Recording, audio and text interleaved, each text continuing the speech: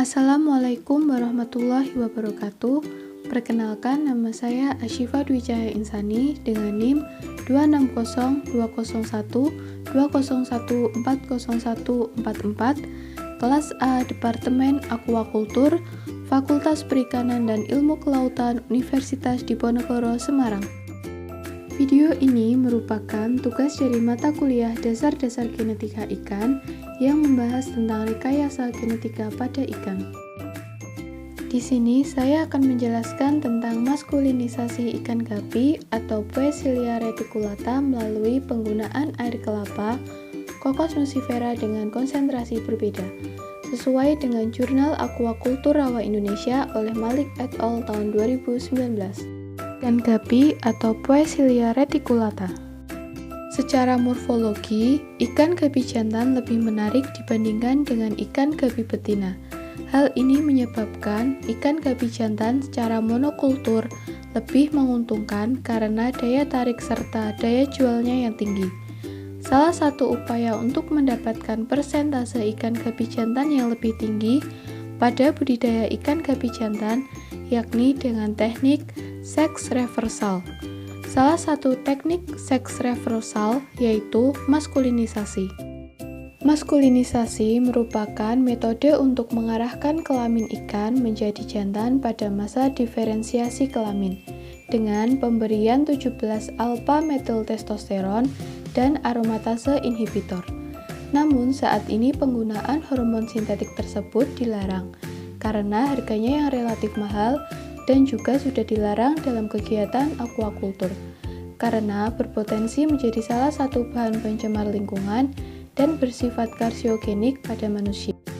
Oleh karena itu, perlu adanya penggunaan bahan alternatif sebagai pengganti bahan sintetik berupa bahan alami dalam melakukan maskulinisasi seperti air kelapa.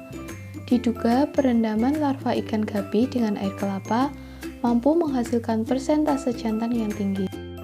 Berikut merupakan alat dan bahan yang digunakan dalam penelitian.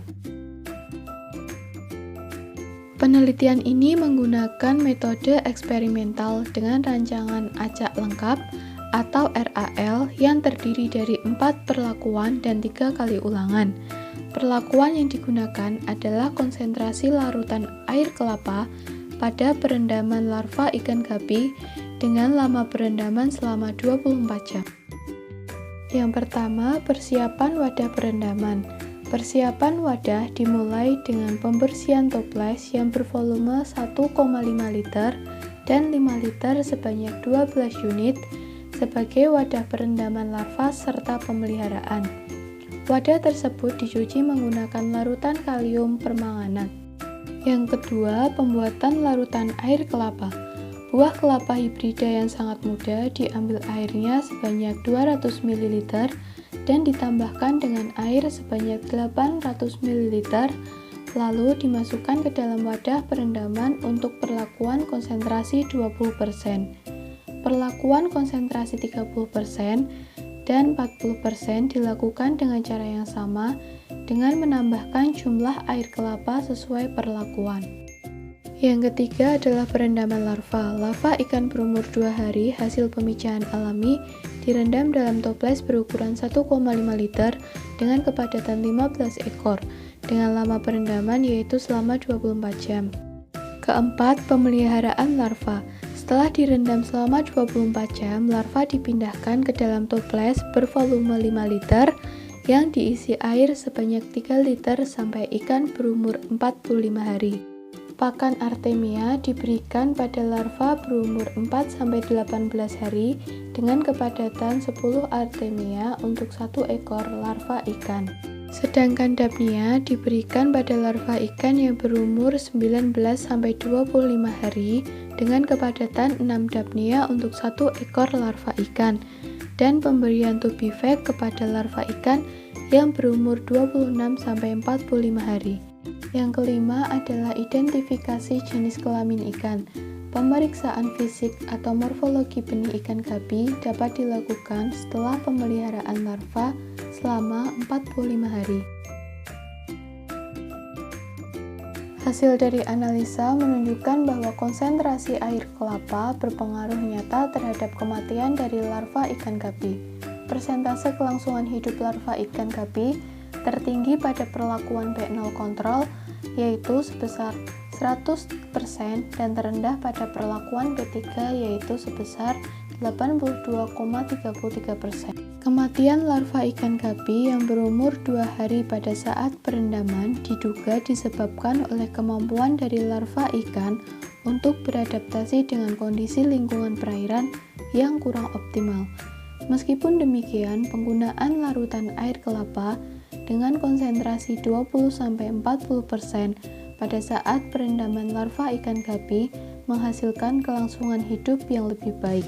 Berdasarkan perhitungan selama 45 hari pemeliharaan, persentase larva ikan gapi jantan tertinggi terdapat pada perlakuan B3, yaitu sebesar 83,33% dan terendah pada perlakuan B0 yaitu sebesar 46,66%. Keberhasilan dalam melakukan maskulinisasi ini dipengaruhi oleh ketepatan konsentrasi penggunaan dari bahan dan juga lama waktu perendaman tersebut. Kecenderungan perendaman dengan waktu yang relatif singkat menyebabkan proses dalam seks reversal berlangsung kurang sempurna. Pemberian dosis hormon steroid yang tepat akan menghambat pembentukan ovari, dan sebaliknya pembentukan gonad jantan semakin cepat, sehingga gonad akan berkembang menjadi testis. Berdasarkan hasil perhitungan selama pemeliharaan, persentase kelangsungan hidup larva ikan gapi berkisar 83,33% sampai dengan 100%. Berdasarkan analisis sidik ragam dengan selang kepercayaan 95%, alfa sama dengan 0,05 menunjukkan bahwa kelangsungan hidup pada ikan gapi saat pemeliharaan cukup tinggi pada penelitian ini.